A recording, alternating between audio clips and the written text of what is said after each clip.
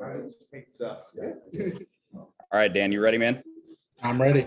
All right, fantastic. Thanks for being here again. I got it. I got the record. Yep, we nailed it. We did. That's 50% of the battle right there.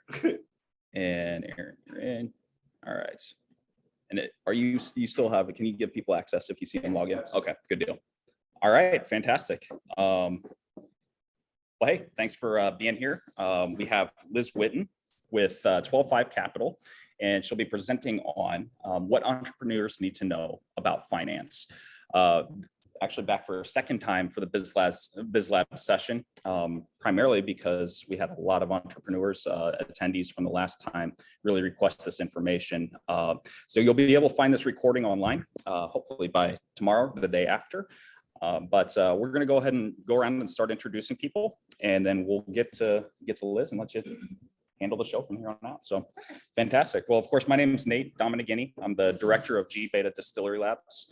And work here in tandem with Andrew Ngui and Aaron Gigous on Distillery Labs as well. So nice to have you all here. And I'm going to go ahead and go around here and introduce everybody. Seth, we'll start with you, my friend. Awesome.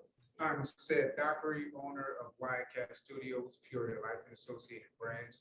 We do live streaming podcasts, broadcasts, and a whole bunch of other stuff. Thank you, sir.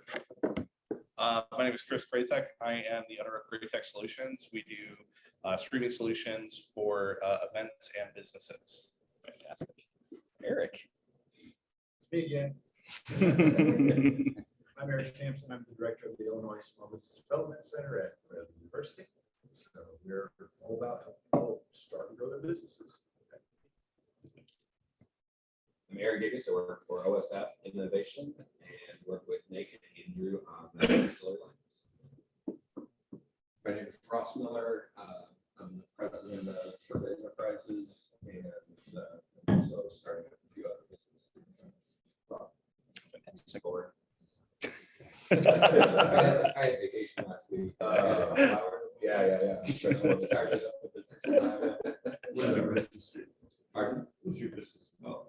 So my business is about working with entrepreneurs that are scaling rationally and coming alongside them and actually helping them grow the business. My latest exit was we made premium air filters for recreational vehicles. We got bought out by a company in December. Bob? I'm Bob Jaskiewicz with 12-5 Capital, a teammate of business over there. We do alternative lending. So when the bank says no, they can't help you out. You're a new startup or you need to do a merger and acquisition or whatever, we can usually help out as long as it's business to business or business to government. Fantastic. Awesome. And then I'd like to give anybody online, Dan, if you'd like to go ahead and do an introduction, go right ahead. Yeah, I appreciate it. Dan Mathis. I'm originally from Peoria, Illinois. Right now I live in Indiana, but I have a lot of connections still in the area. I'm a salesperson for Blue Grace Logistics, but working with a couple friends and partners on putting together a business. So I'm here for information and to learn and maybe make some connections. Fantastic. We're glad to have you. If you don't mind, how'd you hear about Distillery Labs? My friend Mike Lane sent me this link, but also I'll give myself up a little bit. Michael Stubbs is my brother-in-law. Yeah. Makes sense. He keeps me plugged into things. Fantastic. Were you here for his presentation a couple of weeks ago? I missed that one, but my buddy Mike was on that one. So Okay, fantastic. Well, hey, Dan, are you in Fort Wayne? yes, Okay, so you and I connected on LinkedIn. yes. Yeah, great to have you tonight. Yeah, thanks for having me. yeah, thanks for joining us. Feel free to, if you have any questions, pop them in the chat as we go. And I'm sure Liz will be happy to answer those. And then we'll certainly have some discussion at the end of this too. So, all right, well, let's get started, Liz. All right, sure. Well, I will introduce myself. My name is Liz Whitten. I'm currently VP of Internal Operations with 12-5 Capital. And like Bob mentioned, we are a small business finance company that offers some alternative finance solutions for companies that may not qualify for bank lending for a variety of reasons. So a lot of times what that puts us in contact with is entrepreneurs and small growing businesses So my background is primarily in being involved in the finance side of actually 12.5 Capital itself, not necessarily with our clients, but I do all of our own small business finance. And prior to that, I was in consulting. So I'm just going to walk through today, you know, when I talked with Andrew about some different things that I have a background in. One thing that I feel, I guess, passionately about is helping people understand things that seem complex to them in easy ways. That's always something a way that I felt like I've been able to help other business owners. And so today we're really going to go over some things that you may know, you know them, but how do we make sure that we're keeping them top of mind and making sure that we're starting our business on the right foot and not kind of skipping any steps when it comes to the numbers side. So we're going to cover a few different things today. So what do entrepreneurs need to know about finance? And just to start, I think the biggest thing you can do is recognize that you're probably not passionate about that side of your business, and that's okay. Doesn't make it any less likely that you have to deal with it, but it's okay if it's not what you want to do. A lot of times, you know, people naturally do what they want to, which could be product development or sales, or it could be the tech side, depending on your personality. A lot of people dislike the business aspect. And I think a big piece to that is that a lot of people feel like it's not in their skill set. They just feel a little bit insufficient in that area. And naturally, we typically just don't do the things we don't think we're good at, right? In this case, however, I mean, you just can't avoid it too much.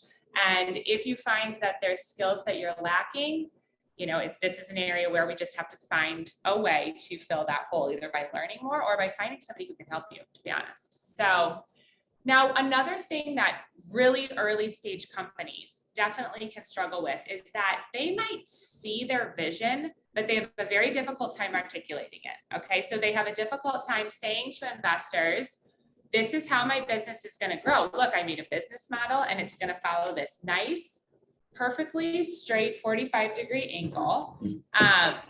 Because we all know that that's very unlikely, but that's what all initial business plans look like. Always. We will grow slow and steady, and our profit will grow and grow and grow. So where our roadblocks are going to be, how are we going to achieve that growth that we're doing? You know, these are the questions that are sometimes more difficult to ask, but actually more important than being able to put together numbers that just click up a little bit each month. What you might find though, if you're early stages though, is that you can't actually even articulate exactly what you think it's going to look like in the future. And to be honest, that's important to let the people that you're working with know as well. It's not always necessarily a nail in the coffin. It just means being transparent about where you're at in the process. The other thing I will note when it comes to finding capital, finding investors, you likely find a lot of value in your business because it's providing you a lot of ways to express yourself. It's providing you with something to work on. However, that extra value that you get out of it being your business, an investor doesn't necessarily always get that extra value, right? So that's a little bit a step where you need to kind of take a step back and understand that no one is ever going to care about your business as much as you are. It's very important to find a capital partner that cares a lot about your business, and there's lots of them out there that want to see you succeed. But at the end of the day, you know, you're the only one who's going to care the most, and you're the only one who's going to get some of these intrinsic values out of it. So when it comes to working with an investor or capital source, you have to provide them with an actual value, which usually is some sort of money or return for their investment. So those are just some things when we're considering what does finance, you know, what does that encompass as we're looking for essentially money to grow, right?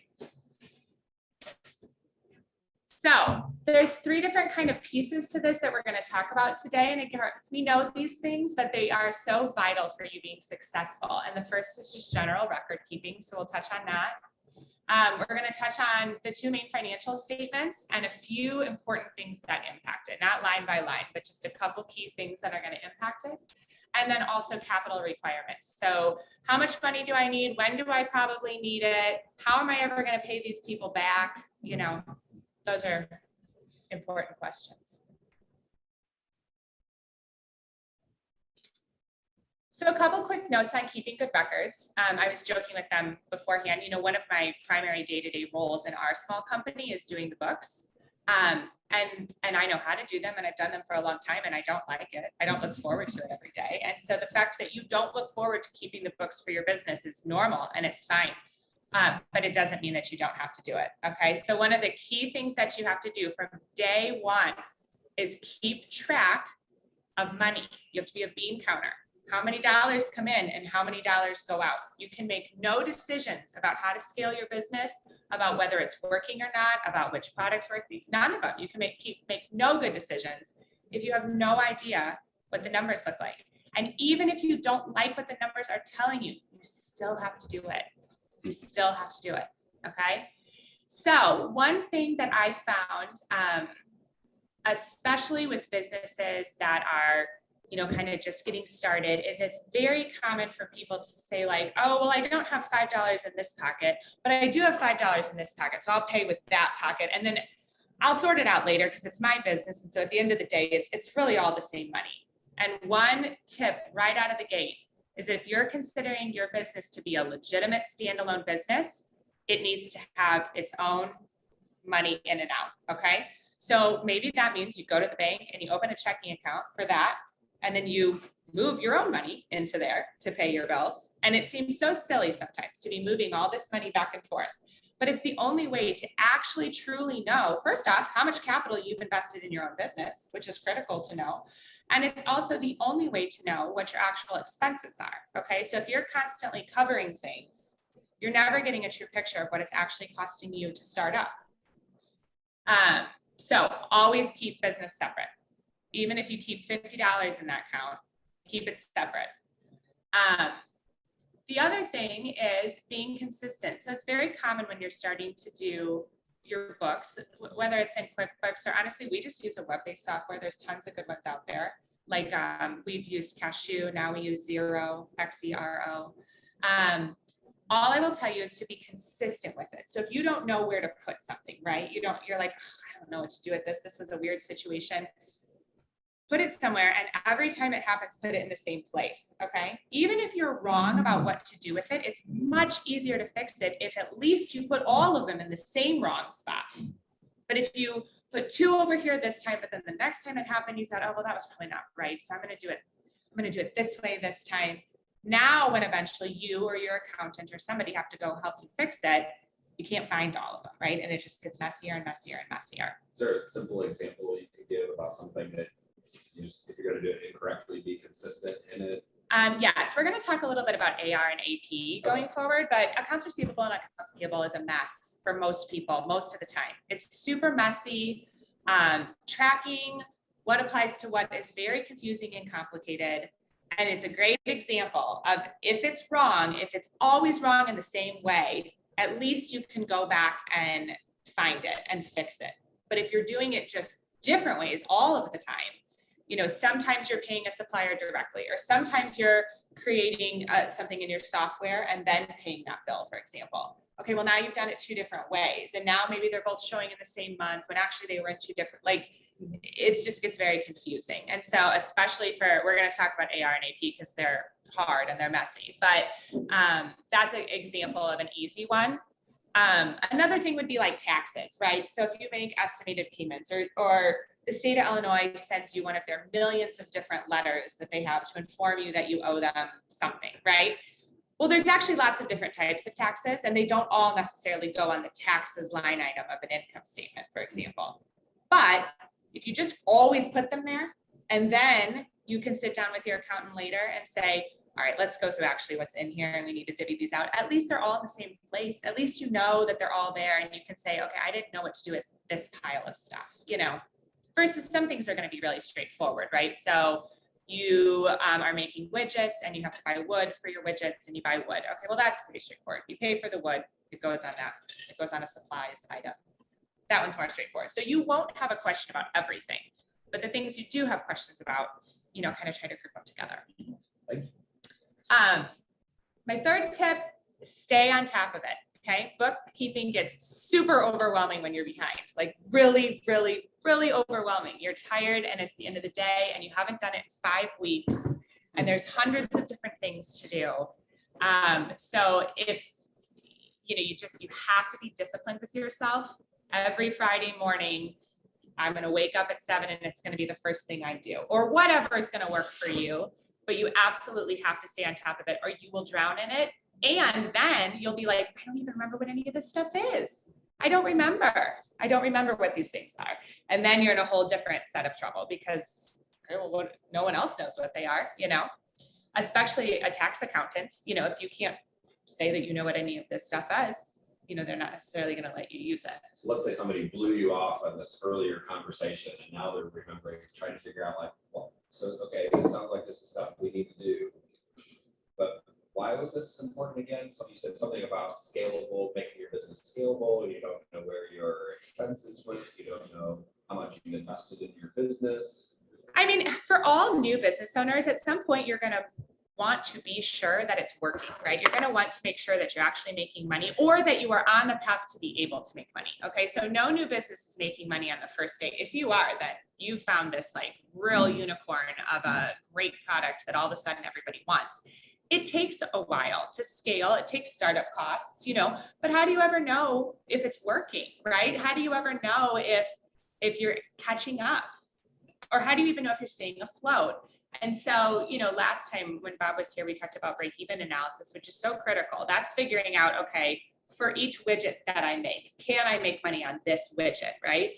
But it could be months of different expenses before you, and that's what we're going to get into, but it could be months of expenses before that widget actually gets sold. So, you know, you kind of have to know where you're at with that. The other thing I would tell you is if you want anyone else to ever give you money, you have to have some idea of what it costs to make your product, of how much you think you will be selling every month, of how much you can make on a product. I mean, you have to be able to give people some sort of information. Just saying, hey, I really think this is going to work great. Not good enough, you know, and the only way that someone will believe what you're saying is if you have actual real numbers to back it up. And you can say, hey, you know, we're not making money yet, but look at how this has been scaling, or look at this break even that's made with actual numbers. You know, you can point to something that's very real to give them some basis for feeling more confident in your product. The last thing I would say here is find help. So again, if this is not your cup of tea, then you don't have to do it all alone. Specifically, I have a couple listed that I think the majority of people should need or want help with. I mean, you're probably not going to file your own business taxes necessarily.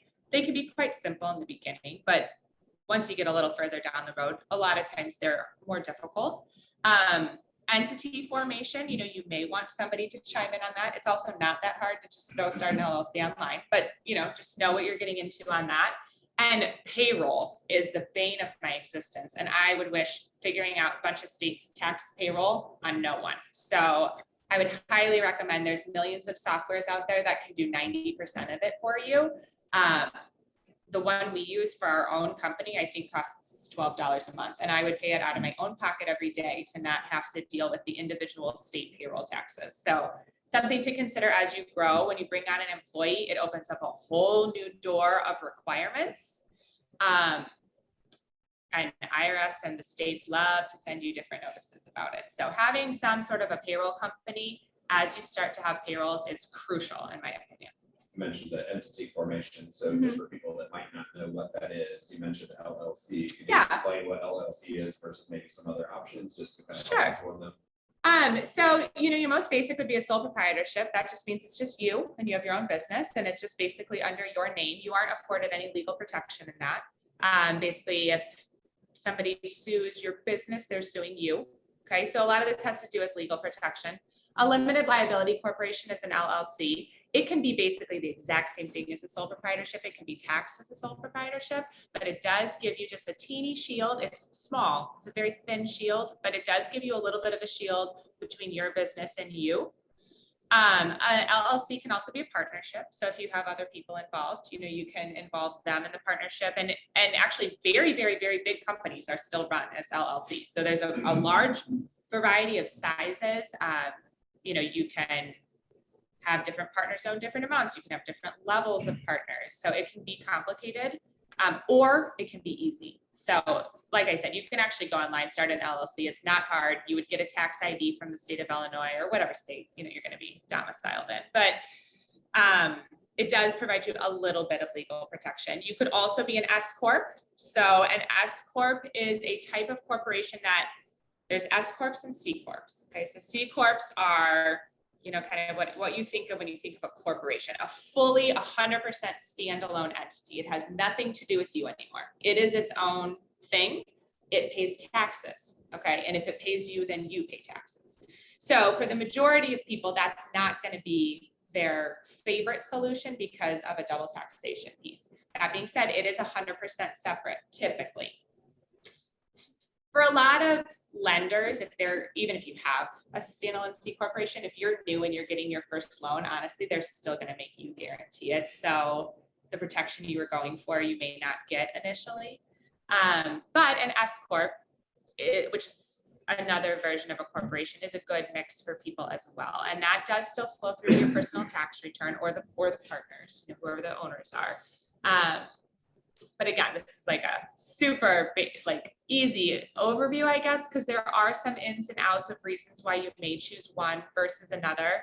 So I don't want to make it sound like it's as simple as just picking one, because it really isn't, which is why I said you should find help. And that's where legal, good legal representation helps. You know, just don't try to do that on your own guess.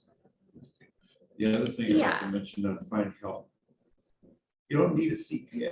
You don't need to be paying a CPA to do that for you. There are a ton of great bookkeepers out there who have little businesses that they will work for you 4 hours a day, 4 hours a week, whatever, and enter all the stuff.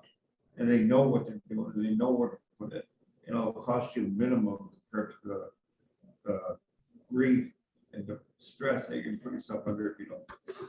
Yeah, I would agree. There's definitely different levels to this, right? So just know how much help do you really need, right? So you don't need necessarily top tier tax advice to do your day-to-day books. You don't, right? So just, you know, get the little bit of help where you need it. You said there was some really cool trick to that payroll, like $12 a month or something. Well, I would call it a trick, but it's we use a software called OnPay, but it's just, again, one of many payroll softwares that are out there. Honestly, QuickBooks, many people use QuickBooks for their books. It's a great small business tool. You can run your payroll through QuickBooks, and as long as you follow QuickBooks little rules and don't touch anything, it keeps you in line like 90% of the time. It tries really hard to make it foolproof. But us personally, just 12.5 itself, we're a small business. We use Xero, Xero, for our accounting software, and we use OnPay for our payroll. So, but there's lots out there, lots. I think every entrepreneur is looking to avoid headaches in any part of the financial world, especially, and then we get into payroll. It's just a mess, honestly. The dealing with the individual states and stuff, I mean, you really can't get around. So you do have to go and set your businesses up and all of those different, a payroll company can help you with that, but they're never going to 100% do it for you, because at the end of the day, they are trying to limit their liability as well. So they will help you do it, but it's ultimately your business's job to be sure that you are reporting payroll correctly and paying your payroll taxes correctly. So, and that's actually true for all of this. You can get help, but just kind of what I said before when I was saying that, you know, you're ultimately responsible for your business with all of this stuff too, for better or worse. You know, at the end of the day, it really does come back to you. And so just making sure that you're finding partners, whether it's in these areas or whoever you're working with, that you trust are giving you their best possible advice to steer you in the right direction. Because you can't know it all. You can't, but at the end of the day, it is still all your responsibility. So that's one of the many difficulties of things. So all states have their own taxing office. True. Federal's easy, but you know, if you're somebody that's in Arizona, another person in Texas, another one in Colorado, you got state taxes and local. Okay, I'm going to pass out a little worksheet, I guess. This is very.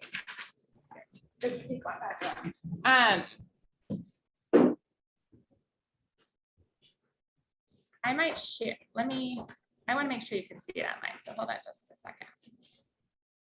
I'll just pull it up on here also. But when it comes, so we're going to talk about two different financial statements today. You could say that there's more, but we'll just start with two.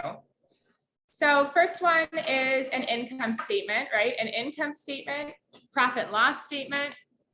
All it means is how much money came in and how much money went out, and is there money left? Okay, that's what it means. One thing to note on an income statement, so the notes I had on this is that there's two methods, cash and accrual, which you may have heard before. We're going to touch on those just a little bit. Another thing, which is something that we did talk about when Bob was doing his presentation as well, is variable versus fixed expenses. And one thing that's interesting about these groups is that everybody's business is so different. And so what's true for one of you is going to be wildly different for another you when it comes to variable versus fixed. And the third thing we're going to talk about is that profit can be misleading and cash can be misleading. Both of them can be wrong basically all the time, right? And so it makes it very confusing. Is this working? Am I making any money? Okay. So the first half up here is just looking at an income statement. So again, an income statement or a profit and loss statement, all it is saying for this period of time, how much income came in, right? And how much expenses went out. You can do it in cash. The cash method literally means how many dollars came into my bank account and how many dollars went back out of my bank account and where did they go, right? You can also do it accrual. And accrual is, more of a recognized accounting method, for example, because it's, quote, more correct, but it is more difficult, okay? So the idea with accrual is if I sell you my widget today, I earned that sales from you today, right? And then I could turn around and pay my supplier later today. So let's say I sold it to you for $100 and it costs me $80. Let's say I'm just buying it and selling it to you and magically you pay me $20 more, which is probably a little untrue, right? But let's say I sell it to you for $100 and I bought it for $80 and all that can transact in one day. Then I would have made $20 today, correct? That would be my margin. The problem is that there's so many factors that make that not at all how it goes, right? So usually I have to spend $80 to buy it from my supplier days, months, weeks before I'm ever going to sell it to you. Then, of course, in most businesses, I have to do something to it or create it or fix it, or there has to be some other costs put into it. Then I sell it to you. And let's say I sell it to you today. Well, you might not pay me today. Maybe depending on, and this is where it matters what market you're in, or, maybe I send you a bill today and you pay me in 3 weeks, or maybe I send you a bill today and you pay me in 3 months, right? And so the time frame between when I had to put money out the door and when I'm getting money in can be very, very, very long. And so because of that, let's say I'm really making $20 on each of these widgets, right? And I'm selling lots of them. It's going great. But I'm having to put out the $80, possibly months before I'm getting the $100. I can feel like it's going terribly because I am going broke. I have so much money out the door. And I'm like, I know these people are buying it. In my head, this should be working. Why do I never have any money at all? And it's because cash flow for growing companies is a huge, huge, huge problem. Just because you're selling your product at a good margin does not mean you have any money at all until things either even out or shrink. When they're shrinking, you can feel like you're making tons of money, but you're actually not. Your business is contracting. And really all you're doing is living off profits or money coming in from previous things that you just haven't seen come together yet. So the idea behind accrual accounting would be to try to match your sales with your expenses in the same time period, okay? So you would say, okay, I'm going to bill you for this today, but I'm going to count that money as if I made it today.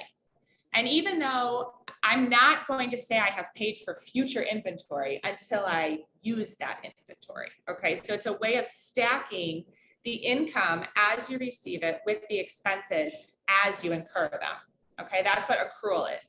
And it's designed to give you a better feel for whether or not you're actually making any money, but it's much more difficult from an accounting perspective. So for most starting entrepreneurs, you're going to be on the cash method, which is fine. You shouldn't necessarily feel a big need to push for accrual accounting, especially in the beginning. I wouldn't necessarily recommend trying to take that on your own. But I do think you should do things like a break-even analysis. I do think you should go sector by sector and try to figure out that you're making money on your actual widgets. It's not saying that that's not a good practice, but I'm saying in your actual day-to-day books, especially in the beginning, accrual accounting is typically going to be pretty daunting for most people. And most people are concerned about cash flow. So if you look at my example. Not to interrupt this. Mhm. Example she gave you with the cash and you waiting to get paid and you're wondering, I should be making money, but all the money's going out to the suppliers. That is one of the biggest reasons most businesses close down. Fail. Not because they're not making sales, it's because the cash flow's not there. And so all of a sudden now you can't make payroll and you lose a key employee and pretty soon you just become frustrated. Yes. And so on the top here, I have two examples. In all these examples, you're buying something for $100 and selling it for 115. I just put a 15% profit margin on here. These are fake numbers, right? But I just wanted to show you, the top one is what we would say is a shrinking company. And so, you can see starting in January, we had to pay $100, but then over time, we're paying less and less to our suppliers. So we're shrinking, we're buying less inventory.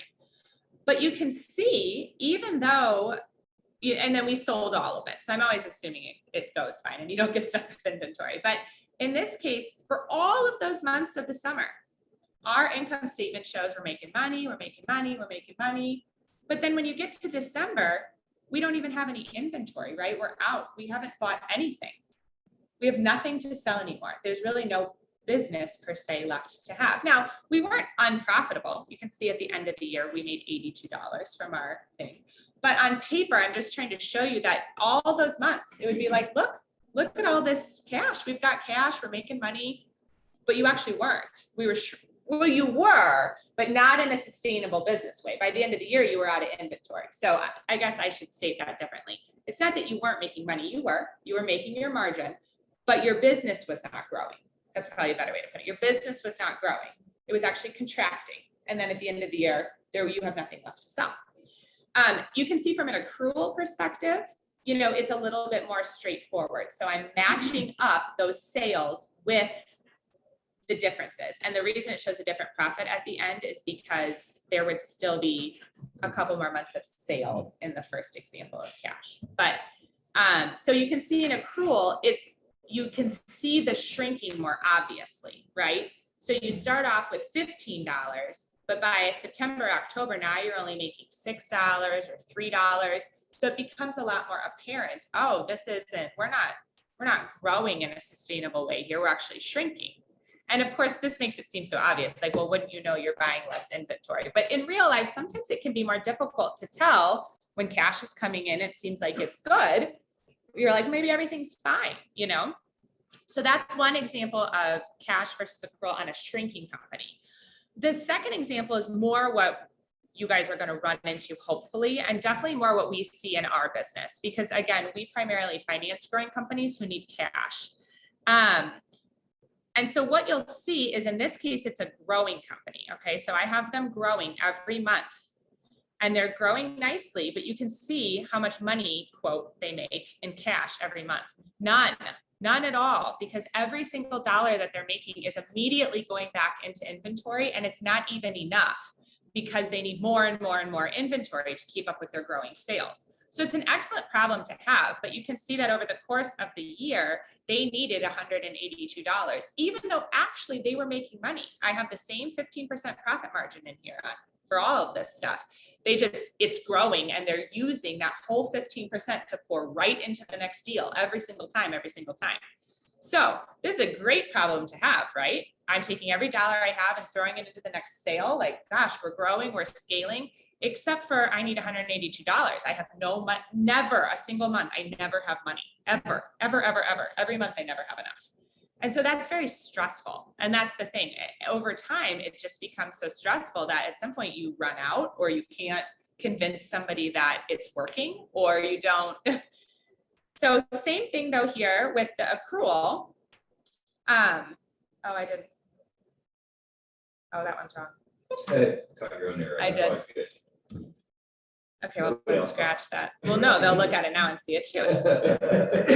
Well, anyway, what you would have seen though is that from an accrual perspective, you would have seen that you were making money all along. You were making the 15% all along. You just couldn't see it because it was being, that ruins the whole point of my whole thing now. We get the concept. Yeah. Without the numbers. We get the concept. I have one out.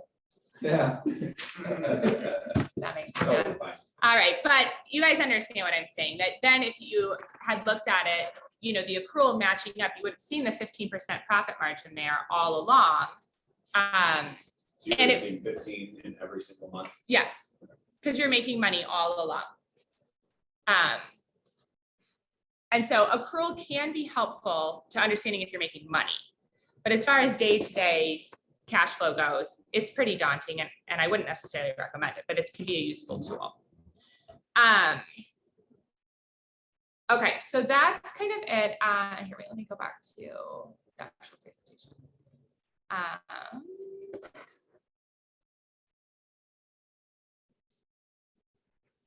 So that's kind of it when it comes to income statements, profit and losses. I think people are the most familiar with those because they're the most logical, right? How much money did I make? Seems pretty straightforward. There are some things that you have to be a little bit careful of on an income statement. Taxes, like I mentioned, is one of them. They are a big use of cash, but you can't necessarily deduct them on your tax return. You know, there's some things that make them a little bit different. Depending on what type of draws you're taking out of your company, how you're paying yourself, that can sometimes be something that takes cash out of your business, but isn't really deductible in a true sense. It's just depending on how you pay yourself. Maybe you use payroll and then you can. But that's another one that can kind of throw it off. And then some other things like timing, which is all we're talking about here anyway, but they can impact both an income statement and a balance sheet. So a balance sheet I have found is something that seems more confusing to entrepreneurs generally, not because they don't understand what it is, more because they don't understand why it matters, to be honest. So it's very easy to understand why someone's going to care about how much money you made and how much money you spent, right? Because are you making money? But actually a balance sheet can be a much bigger, give people a much better idea of the health of your company. It's a much easier way, in my opinion, to see where a company's at. So a balance sheet is simply a measure of assets, right? What do you own?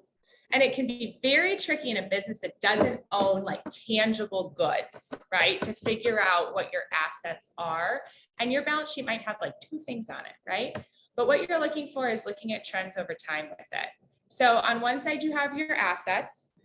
We've got, and you can see on this little balance sheet I have down at the bottom, I made a tiny little baby one, but the biggest current assets are things that are going to be liquid within a year, that could be liquid easily, right? So if you go buy a building, yes, you probably could sell it within a year, but this isn't an easy transaction, right? I'm talking about cash, accounts receivable, you know, generally you're going to receive that within the next few months. Your inventory, you know, you could turn that within the next couple of months. So anything that you could turn into money quickly, that's a current asset. Other assets would include equipment, buildings, land, you know, more of tangible assets. I know last time we had a question about goodwill or intangible assets, which certainly do have a value. But kind of like the market, they only have a value to someone who would be buying them from you. So in the beginning, I think it's very easy to say, yes, my business has a value. Look at these intangibles that we can bring to people. Look at the value we can bring to people. But not to burst your bubble. Unfortunately, that just isn't something that you can put on like a banking balance sheet until you're very established. And you can establish there is a market of people who would buy my business from me, and they would buy my business from me for more than just my cash and my building or whatever. That difference is what we would call goodwill or your intangible value. So in the very beginning, balance sheets have very little on them, right? They maybe just have some inventory, maybe just some cash. On the flip side, you know, the liabilities side, that's going to be who do you owe? So in the very beginning, maybe it's just like a credit card, or maybe you have like a little loan from a friend or a neighbor. Maybe you took money out of this is an example of keeping business separate. Maybe you took money out of your savings account to start your business. but you didn't actually mean to never give it to back to yourself, right? Maybe you do intend to give it back to yourself. And so it could be listed on your balance sheet as a loan to a shareholder, right? I gave myself $15,000 to start this business, but I intend to give myself that back at some point. A lot of people use their 401ks. for that, Mhm. you know. Dip into Oh, I got retirement. 30,000 in my 401k, I can use that to start my business. It is. Just. Very common. It can be risky.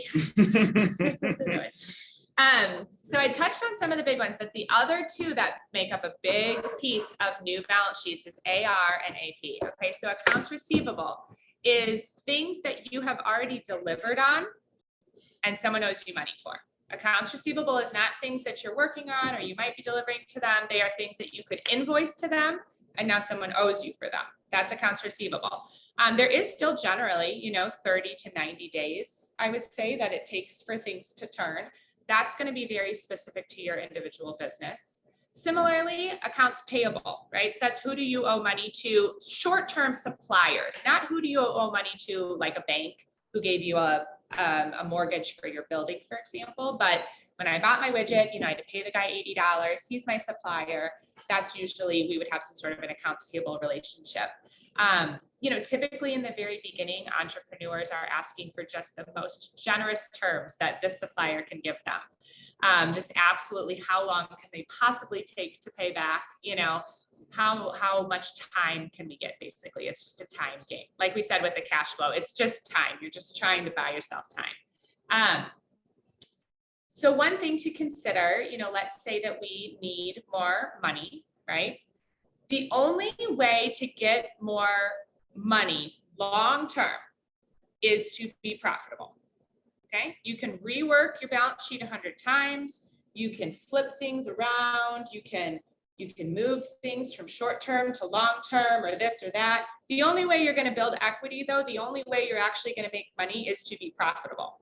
There is no debt that you can take on. There is no equity investment you can take on to actually increase your bottom line if you aren't being profitable. So the quicker you can get there and the bigger the margin can be, the faster you can get out of that. And I think it's important because I'm going to go through an example of ways to give yourself working capital, which is crucial. All right. Working capital is the way that you get through these cash flow slumps, right?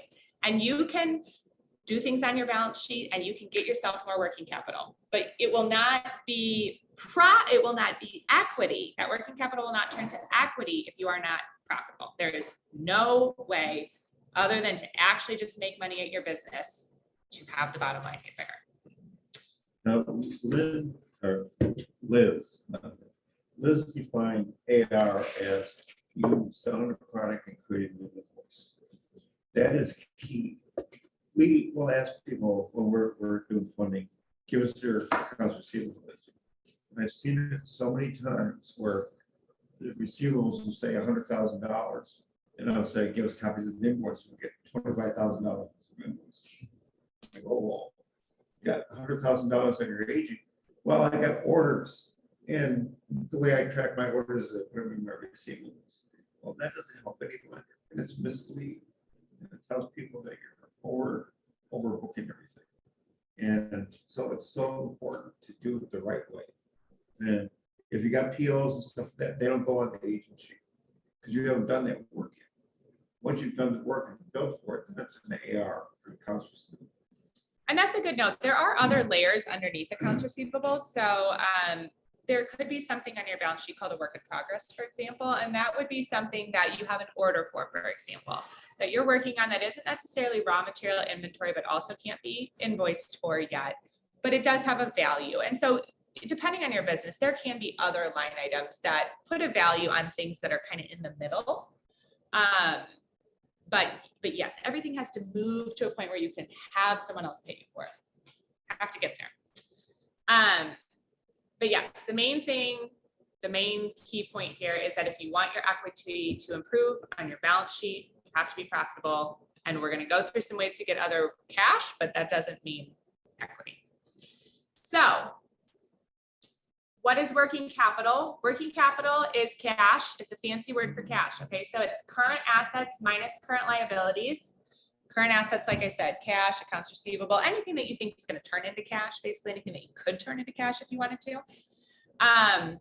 Working capital is anything that you owe short-term. So payment, if you have to make payments on things, not necessarily the whole balance, but if you have to make payments, you have credit cards that are due, if you have anybody you got to pay shortly, right? So within the next, typically we say within the next year, a lot of this is going to depend on your payment cycle, really how much working capital you need. It's crucial for growth, okay? You cannot grow if you don't have any cash because you can't fund the next thing. And so we have to figure out a way to get more cash in. And if you can't be profitable enough to get the cash you need to grow, I mean, it's just like a little frog hop, right? And so that's why new businesses need money in the beginning. And they don't necessarily need money forever and ever and ever, always. You know, at some point you are typically able to kind of overcome the hump. Maybe growth like slows down. You never really want to stop growing per se, but maybe it becomes more manageable. Maybe you're able to refinance some things or get a term that has a little bit longer length to give you a longer rope. But in the beginning, especially for startups, you know, banks aren't giving long ropes, very short ropes. So what affects working capital? Anything that affects current assets or current liabilities, you know, obviously, but how much do I need is going to be very variable based on business. And it is going to have a lot to do with a sales cycle and a turn, right? So if you have, I know some people here are in like a streaming type thing, that's going to have actually a fairly short turn. You know, you could say, I would like you to do this for me tomorrow, this week. And you could say, yes, I will do it for you Thursday. You could do it Thursday. I could bill you Friday, and maybe you have 30 days to pay, but we're still talking that this whole cycle could be very long, very short, really. Meanwhile, like we have a client who does, boats. This is like a crazy long cycle, right? So first they have to design the boat, then they have to get the supplies for the boat, then they need to sell the boat to people, then they need to make the boats, then they ship the boats to people. Meanwhile, they have to start the boats for the next year. Like it's just a super long cycle. Okay, well, as you can, yes, it's probably 9 months to a year. So obviously those people need potentially 9 months to a year of operating costs out the door before they get $1 in. They need tons. Versus in the first example I gave, they maybe need 30 days worth of operating expenses, right? So then you could look at your cash flow and you could say, all right, I know I need 30 days. So in my growth, what does 30 days cost me, right? That's how much I need. Versus if you have a much longer sales cycle, you have to raise more because you need 9 months worth. You know, there's where you're going to find that. Profit margins to be able to absorb that. Well, correct. And so typically you would hope that if you have a super long sales cycle, that it's for a type of product that is going to have the type of margin where eventually that's going to even out. I guess I don't know if that's always the case, but it isn't. I mean, it isn't always the case though. So like I used to work in consulting with Eric with farmers, and they have a super long sales cycle because they only sell one time a year. They only harvest once a year. They only sell one time a year, right? So they have to put all the money into it, and they can sell all year long, but it comes once a year, right? And that didn't necessarily mean there was a bigger margin with that actually, but it did mean that you had to be able to cash flow it the whole year. So it's just very business specific. So how much working capital you need, I can't answer for you, right? I would say typically I would say somewhere between 20 and 40% of your annual operating costs. So if you were to do a calculation of current assets minus current liabilities and get to this working capital number, I would say that generally you're going to shoot for that to be about 20 to 40% of the revenue that you anticipate bringing in for that year. Just a general like ballpark kind of number. It is very possible that you will do that calculation and it will be negative. It is possible for you to have negative working capital. It's not comfortable. You will feel like you never, ever, ever have cash for anything, but it is possible, right? So it's possible for you to have some short-term notes or some suppliers, and you're basically just chasing, you know, it's the paycheck to paycheck. You're just chasing one thing right to the next because you're negative. So what can we do to get more working capital? I put some examples. Yeah. So I have, how do we get more capital, right? Capital needs. in most cases, you're probably going to need outside money from somebody, maybe depending on, like I said, your cycle and how quickly you can get profitable, maybe just getting a credit card with a good limit is enough. It's expensive, very expensive money, but it might be enough, right? To just get you over the hump, right? In a lot of cases though, it's not enough. And we really need bank financing. We need an investor. We need debt of some sort. Debt is not necessarily a bad thing. It really isn't. Debt can be used, I always explain it like a mortgage, right? So you could either save for 30 years to buy the house outright. And so you live somewhere else for 30 years and then you get to buy the house, or you can buy the house today and pay for it for the same 30 years, but you got to live there all 30 of those years. You lived there the whole time. You were enjoying it the entire time you were there. And so I am not necessarily take on debt you don't need. However, debt can be a super great way to get the cash you need to grow. It comes with a cost though, right? So like I said in the beginning, no investor is just investing out of the kindness of their heart and expecting nothing back, right? So they want a return on their investment.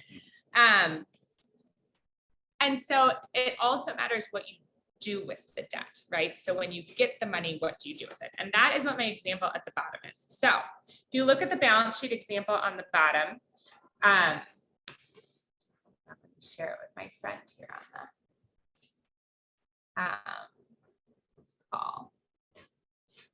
So if you look at this example on the bottom, this is a very basic balance sheet, right? They have cash, they have AR, they have inventory worth $250. It's exactly the same as they have out on a small operating note and an accounts payable and a credit card, right? So everything that they have in cash, they actually just owe back.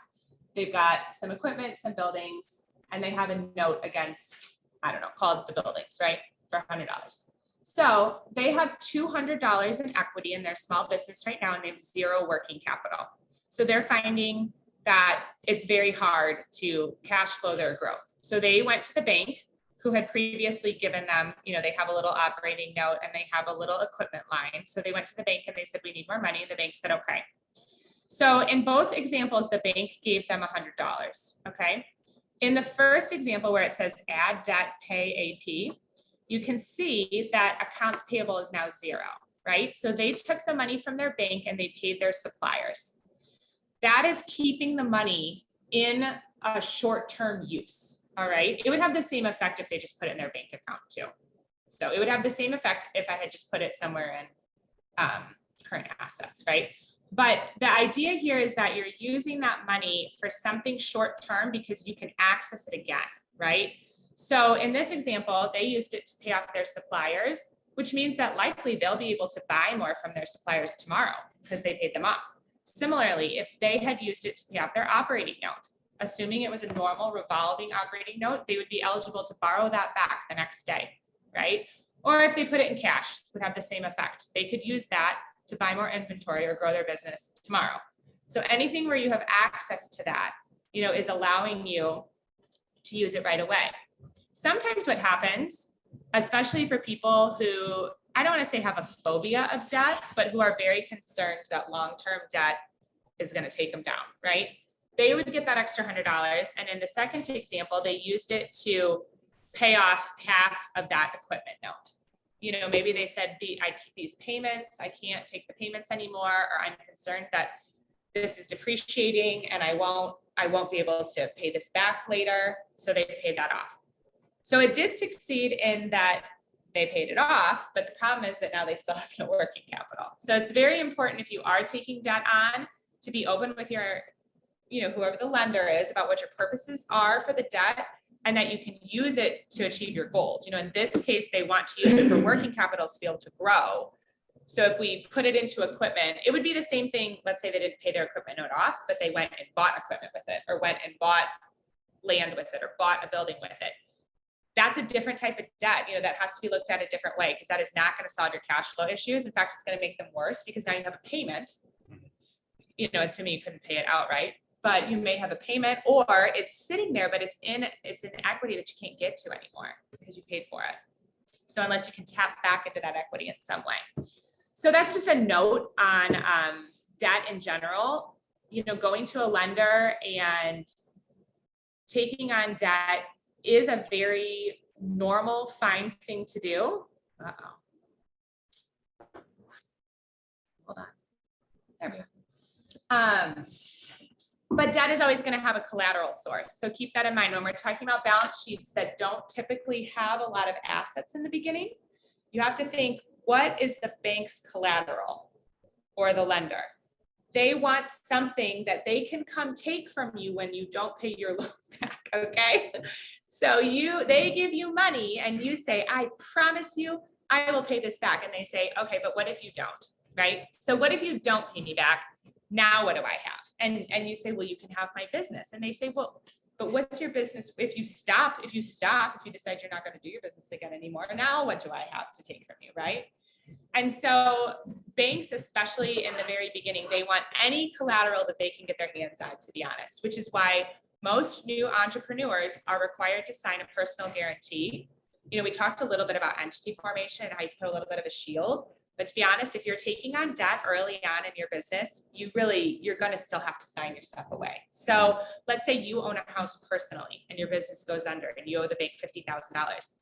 They will come, you can't really escape it, and rightfully so. I don't think people should be handing money out and then people should just say, didn't work out, sorry, I can't give that back to you. That's not fair. But so you always have to consider, if you're walking into a bank asking for a loan, what type of collateral do I have to offer to them? Can I even get one? Do I have collateral? What do I have to offer here?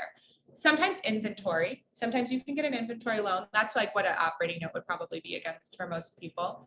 Debt can also affect cash flow. So let's say you do get a piece of equipment or you do buy a building or something. You have payments on it. And so you do have to consider, hey, can I finance these payments?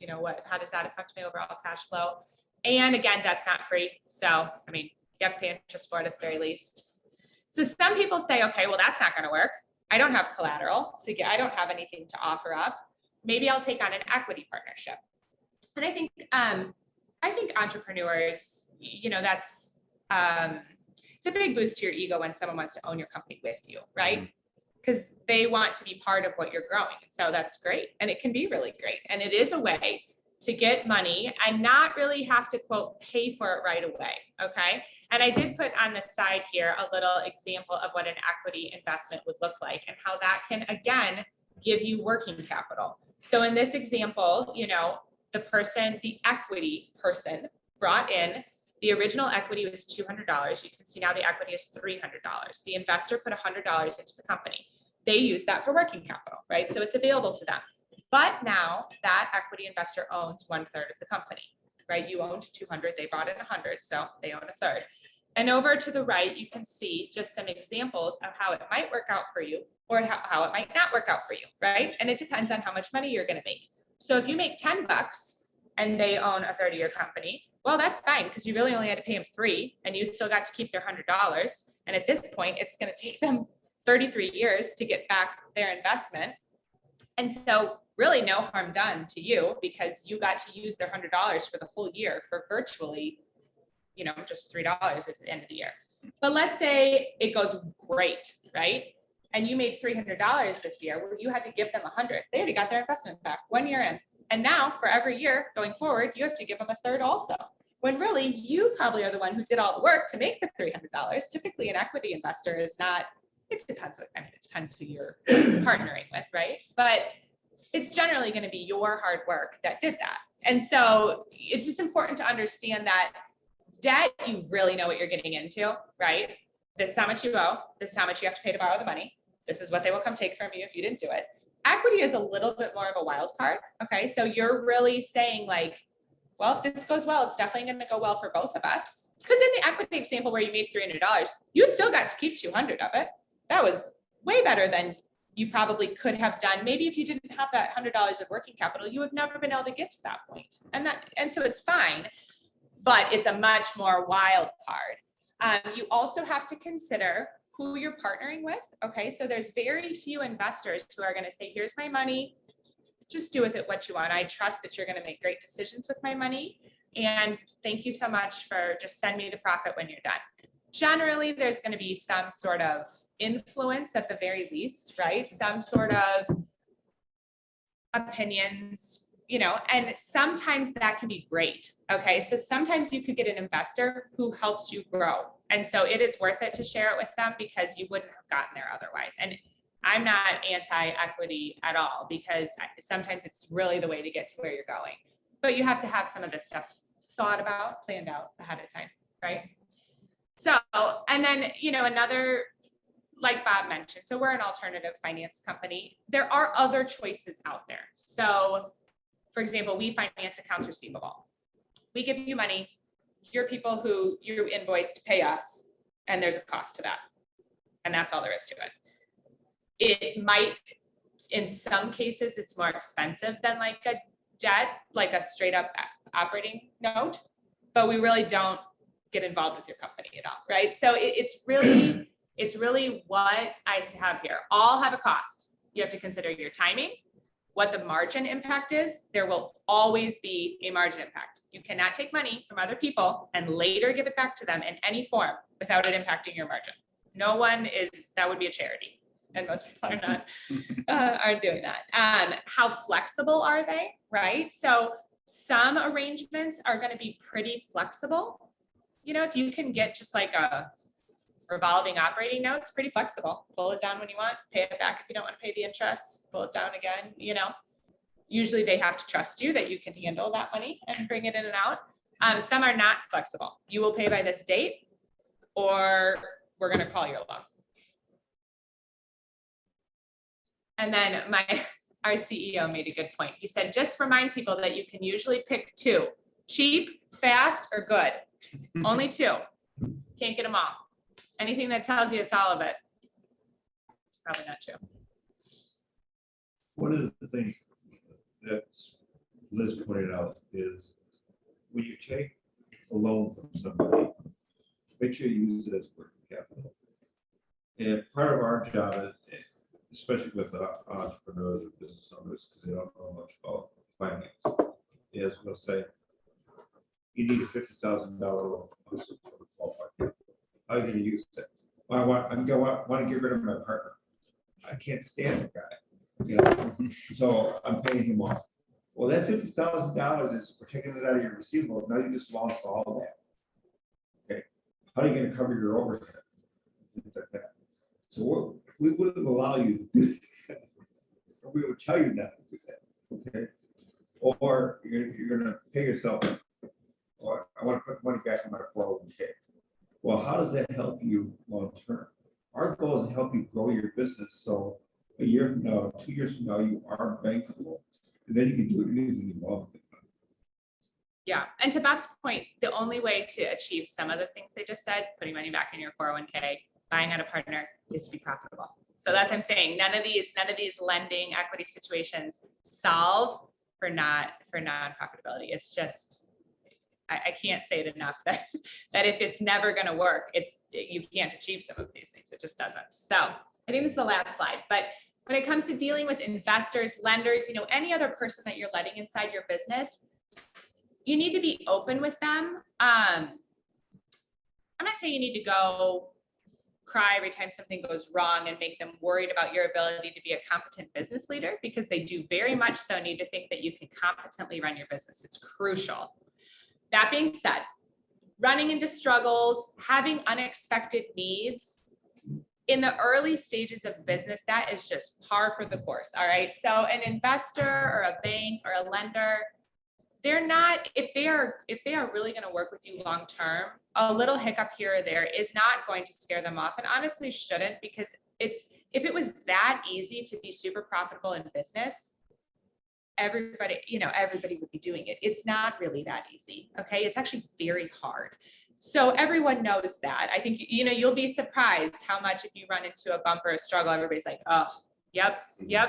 We've seen that, and this is how we've addressed it. Or we've seen that, and hey, here's how someone's navigated it that we've seen be successful. Or, hey, you're right, that is concerning. Let's nip that in the bud in this way, right? So being open, finding a partner who will be patient and understanding that goes along with this. You don't necessarily want somebody who's going to cut and run, which if but then on the same side, you need to be a little transparent, right? So you can't be trying to pull the wool over anyone's eyes necessarily either. Then the point I made earlier, it's ultimately your business, okay? So for better or worse, you can find the most patient lender out there, and at some point, they're gonna say, this isn't my cross to bear anymore, right? You have to take responsibility for your business being in order, for your business being profitable, for it's your business, and no one will ever care about it as much as you do.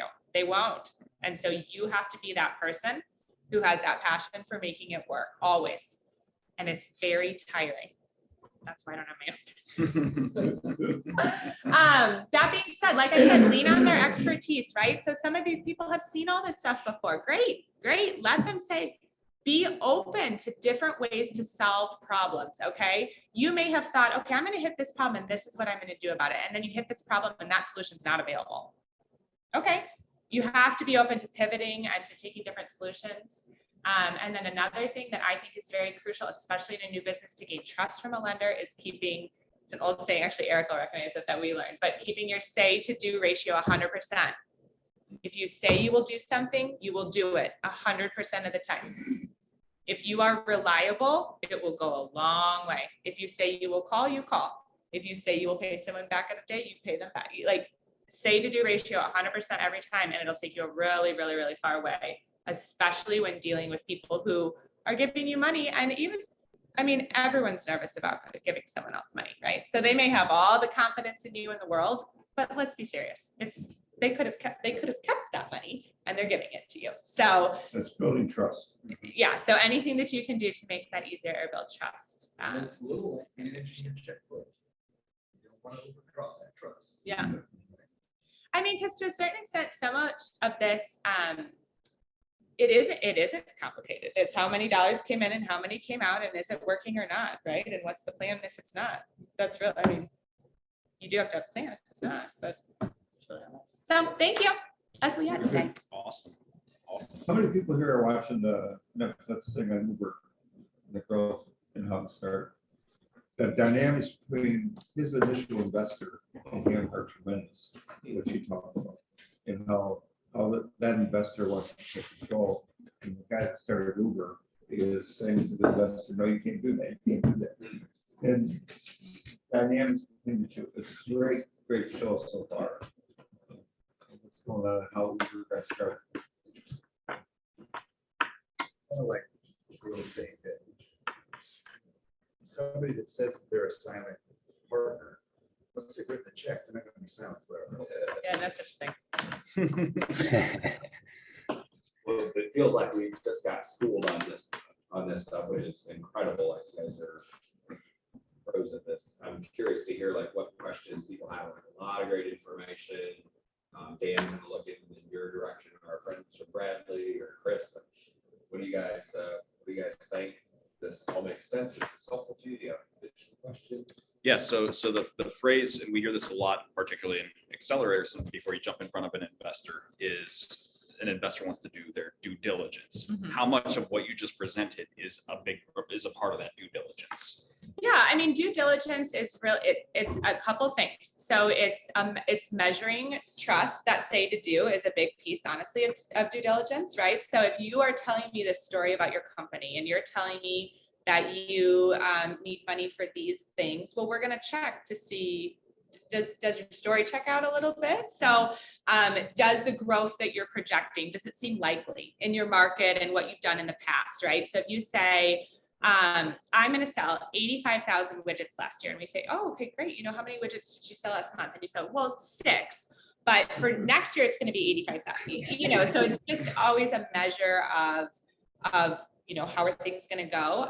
Looking at financials and making sure everything is in order is a big piece to it, right? So specifically in our industry, you know, we're looking to make sure that like your I's are dotted and your T's are crossed a little bit, right? So that your business name and your name, that nothing unusual pulls up, that you haven't changed, just making sure that you've gone about it in a way where you've set yourself up correctly, making sure that your invoices are correct, for example. You know, Bob mentioned that he'll get people who talk about all the orders that they have, but really they're not quite ready to actually invoice anybody yet. They haven't actually done the work. Okay, well, that's a version of due diligence that you do have to be fairly honest about what part of it is your plans and your vision and what part of it has come to fruition at this point. And it's okay no matter what stage you're in, but I do think that part of the due diligence piece to it is being honest about where you're at in the process of your vision and actual happening. Yeah. And what numbers can support that, and what can you show to support that? So follow-up question, but completely unrelated. We talk about entrepreneurs walking into this typically not knowing this type of information, or being prepared to do it, or don't want to do it, as you mentioned. What's your best advice to a brand new entrepreneur in terms of what's the best place to start, with a balance sheet or anything along those lines? Like who would you, say somebody like myself who has no background in finance whatsoever, but I do want to start a business. What would you say to that person if I told you that's what I want to do and I don't know how to manage or balance the sheets or anything along those lines? Well, if you're at that early, meaning that you haven't actually sold anything, right? You're just So at that point, it's more about learning the size of your market, learning how you could possibly charge for what you're doing, learning what the costs might be associated. Yeah, who's your target market? What size is it? Do you think you could sell it? Keeping good records comes after you're already doing it a little bit. So at that point, it's more of a business plan, right? It's more of a what have I done to put research effort into?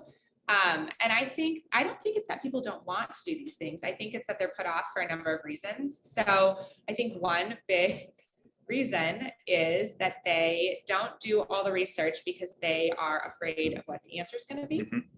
So they do not look into the market size or what they could charge or if they could make money doing this thing, because they are worried that when they look into it, that the answer is going to be, no, this doesn't really work, or it doesn't really work easily. So anytime you see a business plan where it's like, look at this, all you have to do is do A, B, C, and by the end of the year, we'll be a millionaire, And to me, that shows like that this is a dream stage, right? Because there isn't an industry or a business out here necessarily where it's that easy. It's just not. So, to me, a real solid forecast that looks realistic probably doesn't look great because it's real. And I think that people who have been investing and been looking at stuff, like I said, they don't want to see just a growth chart that says every month we'll double our sales. How will you find these people? Who's going to be doubling the sales? If you are selling all the time to double your sales, who's providing the service to these people? So to me, really thinking through the reality of it is probably the most important thing that a super new person can do. And then let's say you decide to start going for it, right? And you're doing it for a couple of months, constantly refining, constantly refining. Okay, I thought that I would be able to sell that for $125, but it seems like $100 more like the price point. Okay, all right. Can I make $100 work? How many would I need to sell to make $100 work instead of $125, right? So constantly refining it each month with the real data that's coming in all the time, with the real numbers. So I think knowing your audience is key too, because everybody has a different audience level.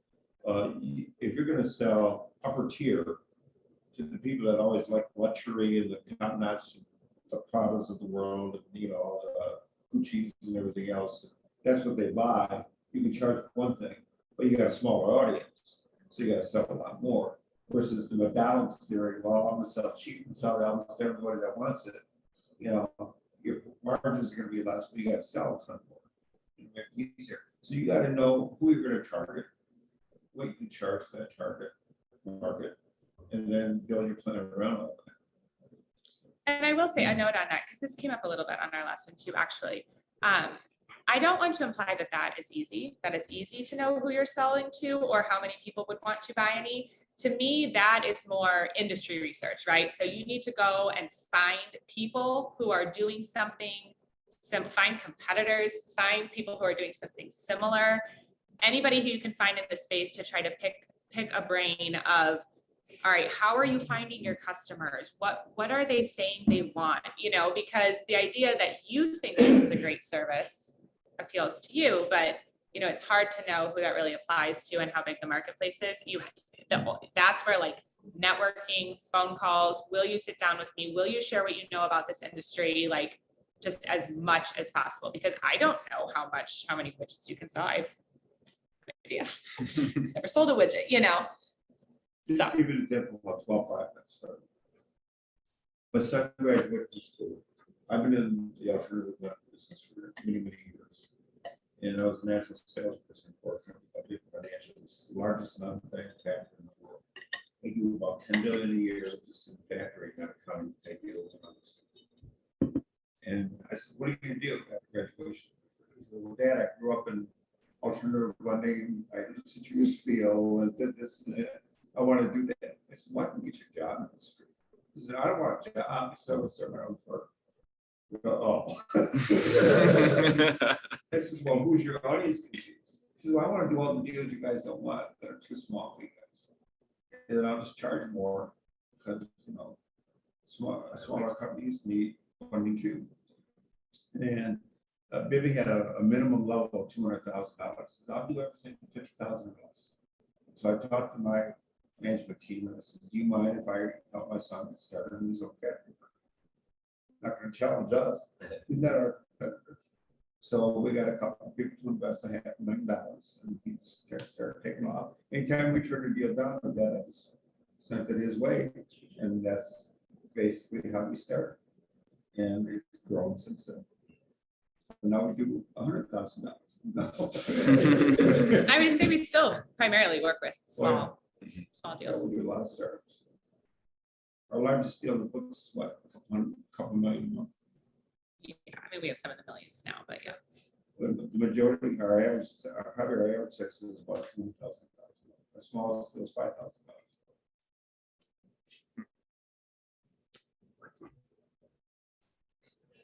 So regarding the discussion around competition, right? A lot of times when we're talking to people that are considering how are they going to start their business, who is their target customer, so on and so forth.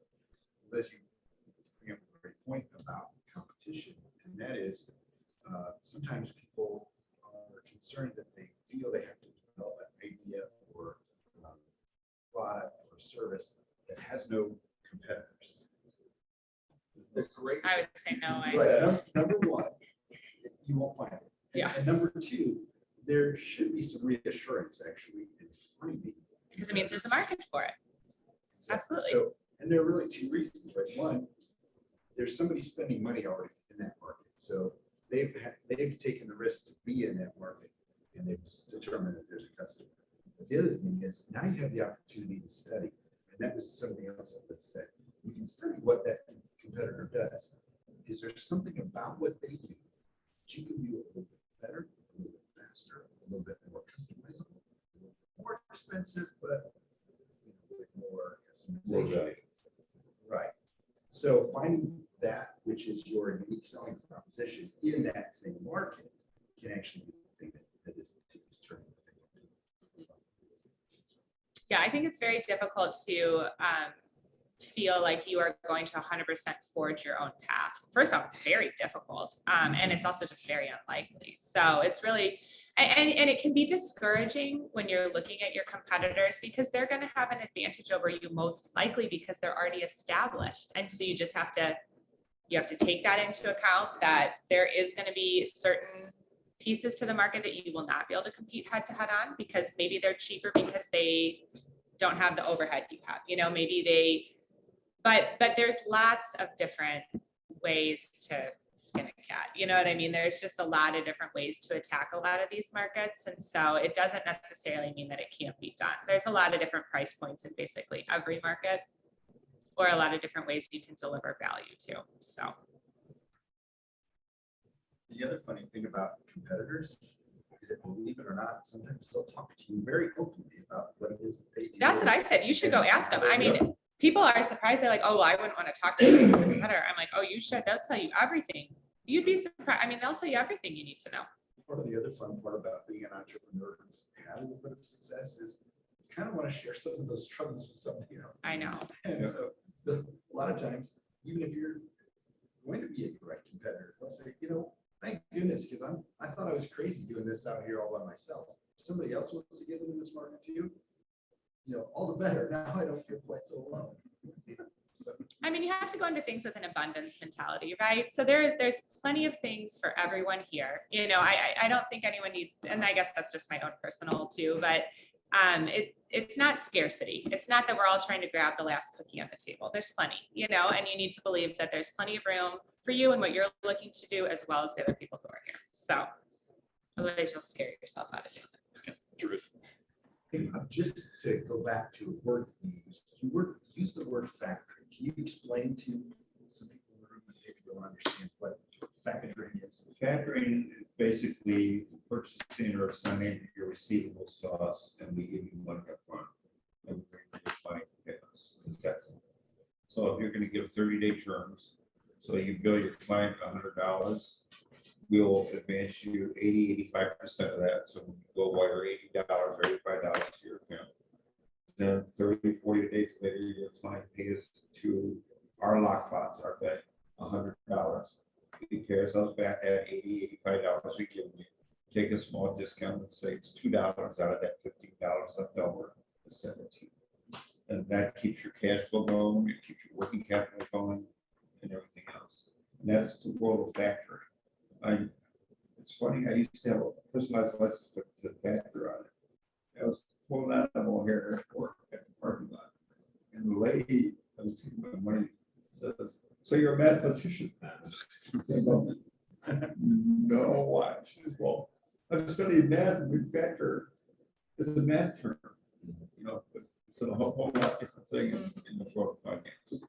And just to be clear, from 12.5 Capital, if I'm interacting with it, you guys aren't going to be handling our accounts receivable. It's that you're being paid there. So you aren't, the company is still responsible for. You're totally responsible for Mhm. it. But Yeah. what we do is, here's the big thing when you deal with a factor like one is, let's just say you walk in and you make a sale. You say, "Oh, great, it's gonna make a sale for $5,000 to ABC." Well, you don't know ABC from Adam. You don't know the credit risk from it. So you may provide the service, the goods, or whatever, and if they're not going to pay you, you're out your supplier cost, your time, everything else, and you don't have any money. Or you come to a company like 12.5, we run credit on ABC, and so you say, "Hey, Bob, I just got a $5,000 contract. I'll hit that film. That's 10 days or whatever." So before you do that, we run credit. We run credit. Say, "Oh yeah, we're great for it. We'll fund that receivable for you." That's a good sale. Or we'll come back and say, "You know what? Nobody's giving them that much credit. So you might want to get a 20% deposit down up front or something, we'll fund the difference." Or we'll come to you and say, "They have litigation going on, you're the 10th supplier of that same service to them, everything else. And if you want to sell to them, you as a business owner make that decision, but we're not going to fund that receivable because we don't want to take a loss." Now, 9 times out of 10, you'll have to take a loss, but if you still want to sell to them, go ahead. Now you made that decision. And we've had that happen. I've had a circuit maker come to us and say, "Hey, Bob, my friend over here who, how we became a friend, I have no idea, wants to order $100,000 worth of these circuit boards that I need." And he said, "He's good as gold. Good as gold, Mom. We run credit on him. He's not good as gold." And we say, "He pays everybody 90+ days, if he pays them at all. Do not do it." "Nope, I'm gonna do it, Bob." So he did that. So he got burned. He got burned. $90,000. Let's use the words due diligence before. In a way, what you're helping a small business person do is. If you're a effectively startup due diligence. business, you don't want to take the kid. Right. Not right away. Even losing a couple $100 is not easy if you're a startup business. So you want that. We've had businesses who've been with us 15, 20 years only because they went to the bank and they were with us for 4 or 5 years. Now they're bank. They went to the bank and the bank set them at a set limit. Let's just say again, we limit for $250,000. Bank never ran credit on any of his new customers. So he had to take the guess or run a credit report or pay it out of his own pocket. He had to do his own collections. We'll help you collect those receivables if they don't pay out your terms. So do a lot of stuff, and that's why we get paid a little bit higher fee. But they went to the bank and he said, he just got a large order and he had just got his line of credit. And he said to the banker, hey, I just got another $200,000 order, raise my limit. The banker said, we just gave you that one. Raise the price. You know, with us, if you got the sales, your limits can go up or down with us. It doesn't matter. Because we base it on who you're selling to and their credit risk. So you may have $100,000 credit risk one day, you get an order for 300,000, we'll raise your limit up to 300,000. It's a good credit risk. It takes a couple days to do that, but you're good to go. All right. So he came back to us and says, I hate the banks. They don't work in my industry.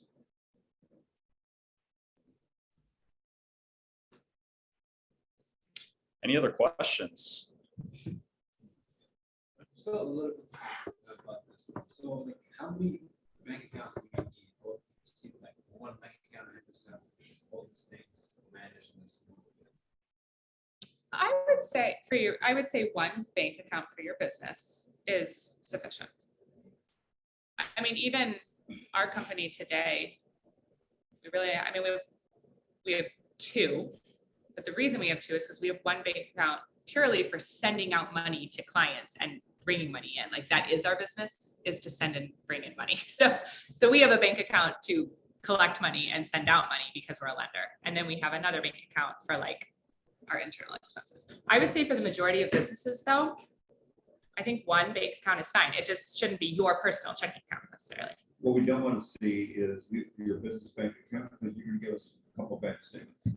And all of a sudden we see charges to McDonald's or charges from Kroger's, charges for this. And you're wondering, well, how does this relate to your business? Oh, I'm just living up to that. Well, Yeah. no. You know, that's the worst thing you can do is mix personal expenses with this. And even if you aren't paying yourself via payroll yet, you could still be transferring out what we would call an owner's draw, right? Or putting money in, which would be owner's capital. And it's very important to track that stuff anyway, but you could be doing it as chunks because yes, money will need to go back and forth. Absolutely, money will go back and forth, but it just doesn't, you don't want to be charging personal things in the business bank account. And also you shouldn't be charging business things necessarily to your personal account either.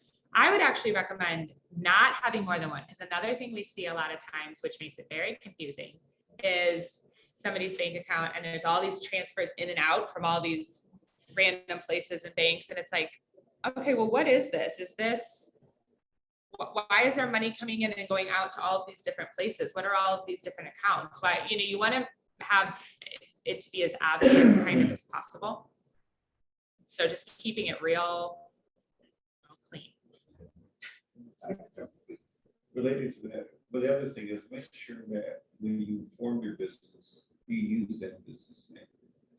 So many times, just to say that your business is ABC Incorporated, and all of a sudden you start getting contracts and it's just the ABC, or they put it under your personal name and stuff like that. That starts confusion for any lender. Say, well, give me a copy of your contract. And I see a contract, or your name is ABC Inc., but the contract's made up to just ABC. That's not your legal name. So it's not a legal contract.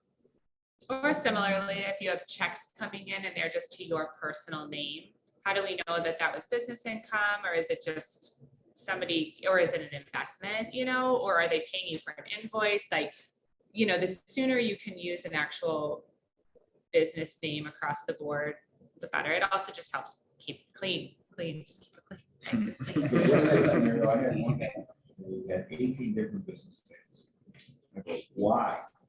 He goes, well, my attorney suggested that. And there can be a reason sometimes to have multiple levels of entities, but One still. name is because they have union business, the other one's non-union business. Yeah. And similarly, like with money going back and forth, if let's say you did have to buy something personally and you're reimbursing yourself, it might seem so silly to write yourself a check for $121.32. People will be like, oh, well, I just did $150. Don't do the exact, it seems so silly, but then when you go back to account for that later, what do you do with that extra $20? Is that a draw? Is that what is that money? It's just money that's going back and forth. And it seems very silly in the beginning when you're the only one involved and it's literally one pocket to the other. I used to work with farmers and they were the worst about this. No doctors are worse. No, doctors are, yeah. That's 100% true, actually.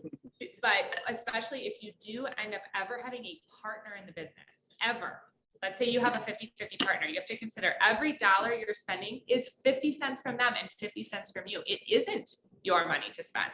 It is now you and your partner's joint money that's being spent. Similarly, every dollar that comes in, it isn't, it's the business's dollar. It's not just yours. And so when you are treating yourself like your money is the same as the business's, but there's someone else involved, it's not true. It's not true anymore. And so then it gets very confusing about who should have put what, it's just confusing.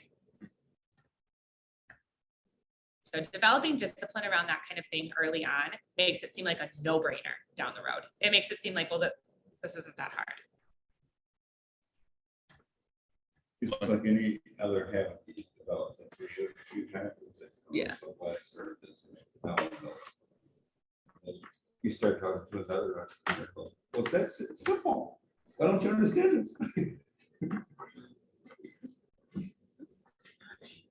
Fantastic.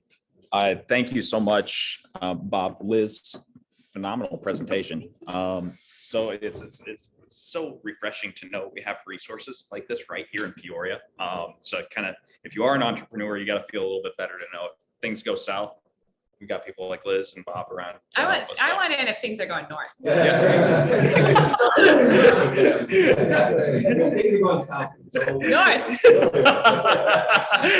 It's warm weather. Get out of that hole. Well, believe it or not, we've had people in Peoria for a long time, but I did go south Yeah.